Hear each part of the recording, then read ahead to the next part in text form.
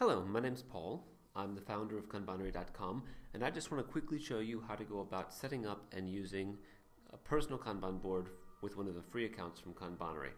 So first you want to sign up. You can go to the pricing page, choose the free plan at the bottom. This will give you one board that two people can use, 1 megabyte maximum file size per file, and a gigabyte of file storage. Click the free plan. Give your workspace a name. It can be my personal Kanban board. That's a bit long. Choose something shorter. Type in your email address. My email address is already in the system, so I'm going to just create a custom one here for the time being. A password. Subscribe or unsubscribe to the newsletters you see fit. We don't send out that many newsletters. And submit. So your account's been created. Now we'll check, get the email, the account activation email, soon enough. Really? Any second now. There we go. Account activation. Click the activation link in the email that you receive, and there you go. Now, it says you have no projects yet, so we'll create our first project board, and this is where we're going to put all of our tasks. This board will be, say, personal Kanban. We've got some options. We've got a basic personal Kanban board, and if you choose this basic option, you'll only have 3 steps: things to do, things you're doing, and things that are done. You'll have some task types preset: household chores, personal development, office work, yard work, and as estimates for the size of the tasks, your options will be tiny, small, medium, big, and huge. You could also choose a more advanced type of personal Kanban board, and this one has a more complex workflow: things to do, things you're doing this week, things you're doing today, things you're doing now, things you've delegated, and things which are done. And this has a slightly different estimate options: 5 minutes, 10 minutes, 30 minutes, an hour, 2 hours, and 4 hours. All of these are editable once you're in, once you've created your board. You can also use Kanbanery for things like managing sales projects, software projects, home brewing. But what we're going to do is choose Personal Kanban, Basic, and Create. And now we have our first Kanban board. It's got 3 columns for the status of various tasks: things to do, things we're doing, and things that are done. Let's create our first task. You can click on the Create Task icon here, and we'll call this Read, War, and Peace. I've always wanted to read that. We'll call that a personal development task. Huge. Get it from the library and read it in one sitting.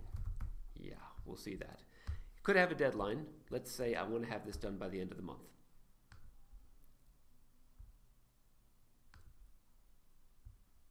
And add.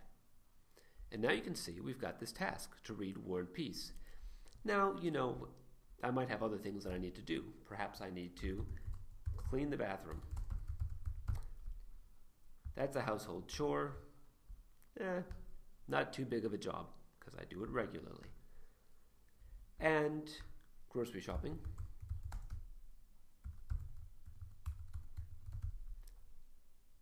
That's also a household chore. Takes a little longer. Grocery store is not too close. And let's add one more.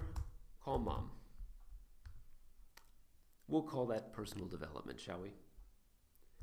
This will take a little longer. Okay, so here's some things that I need to do. And when I come to my board and think, well, I've got some time on my hands, so what should I be doing? I can look at all the things that have to be done and say, well, I am in a reading mood. So this is what I'm going to start doing now. First thing I have to do is go to the library and get War and Peace. So that's my task. And as long as I'm still reading War and Peace, it's going to sit there in the doing column. If I want to call mom, maybe that's something I'm doing right now too. I set War and Peace aside for a while. Call mom, say, hi mom, how's it going? Love you, haven't spoken for a while. I know it has been a while, terribly sorry. But I love you and all is good here, all is good there. Glad to hear it. Bye, Mom. Whew! Done. All right. So this shows you a visual representation of what you have to do, what you've got that you're working on now, and what you've finished. Now, if you want to customize this a little bit, there's a few things you can do. We'll go to the settings.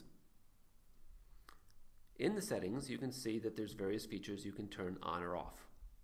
We're not using task IDs here or drop-downs to move tasks or to move to different projects.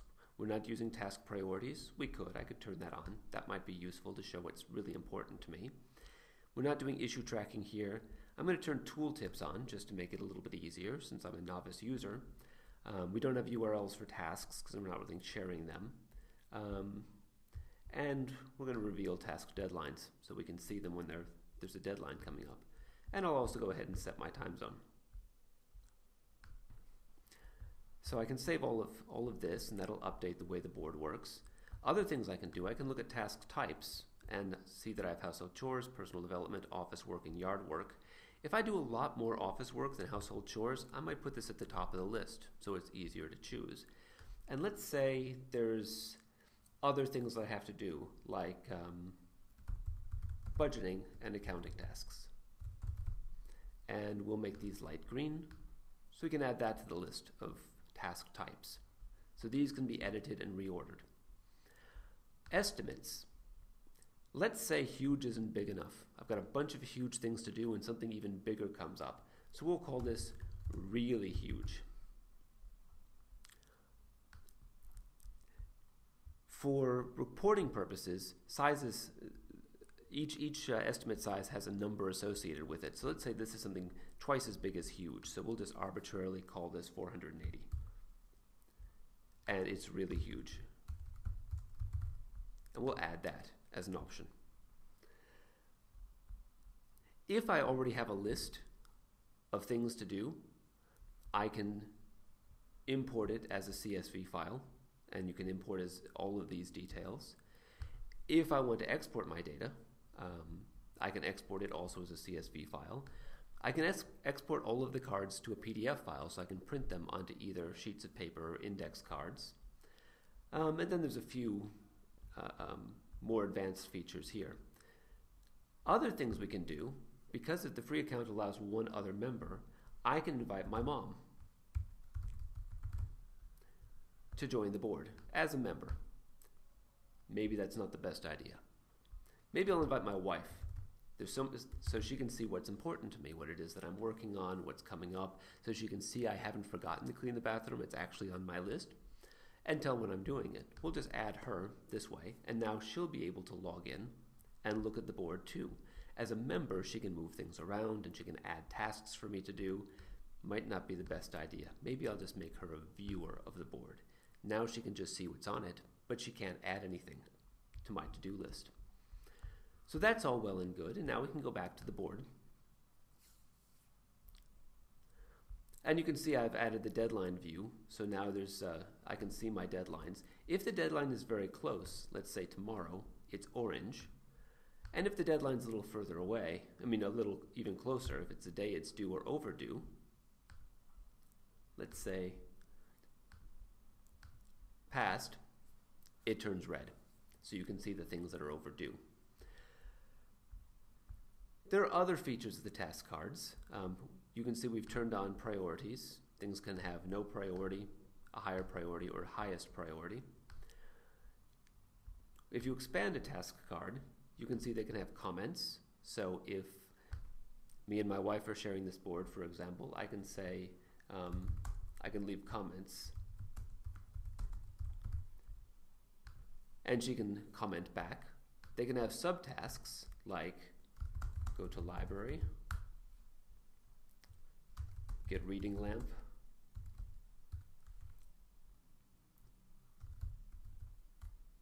chapter 1, whatever they may be, and these can be ticked off as they're done. We can have file attachments. I'm not reading the ebook of War and Peace, so there's not really much to attach here, but you could attach a file to this. And then a history, which shows that I started working on this, moved into the doing column at 2:30 on the 12th of August. And as you can see, Now I've finished the task. You can see from the history of a finished task when it was started, when it was done. And lastly, there's a couple other features here. If I have no intention of going grocery shopping in the near future, I can stick this in the ice box. The ice box is a place to stick all the things that you might want to consider doing, but they're not on your to-do list now. Read War and Peace might be there, for example, if you know you're not going to get around to it for the next 6 months, but you don't want to forget that you want to do it. Movies that have been recommended to you can go here. Writing the great American novel, great thing to stick on this list unless you're ready to start on it now. And then when you finish doing something, and this list starts getting long of things you finished, you can archive either all of them or one at a time. There's archiving one, here's archiving everything in the list. And you can always view the things that you've done in the archive. If you have a whole lot of things on your board, which we don't here, but if you do and you want to find specific things, you can search by keyword like clean. Should probably have a few more things on here. Stick something else there. And you can see that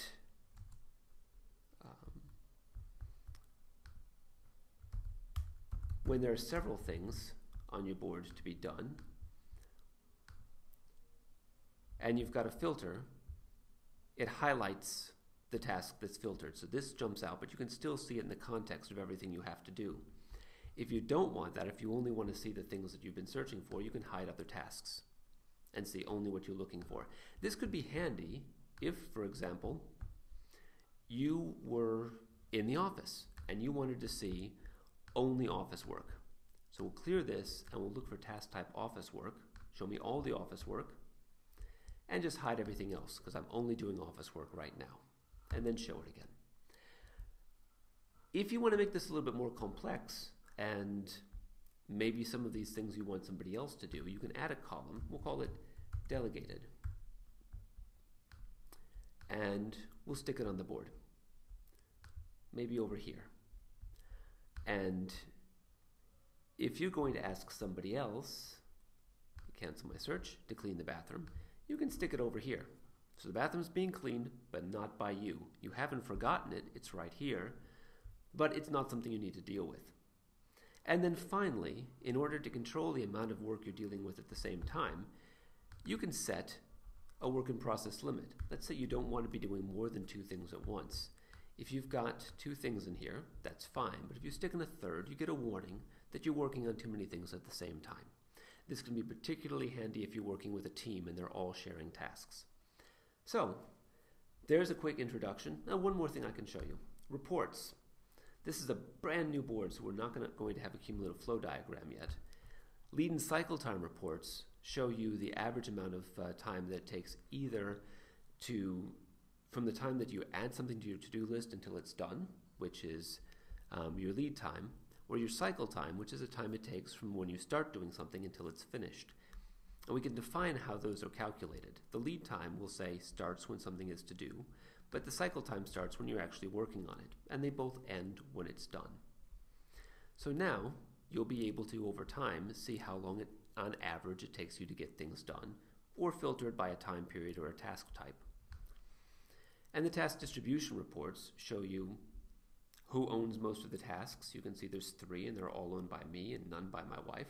This is handy when you have more people working. And also by task type. I can see that a third of my tasks are chores, a third are office work, and a third are yard work. That most have no estimates, but 33% of them are estimated as small. And how much work there is in each column.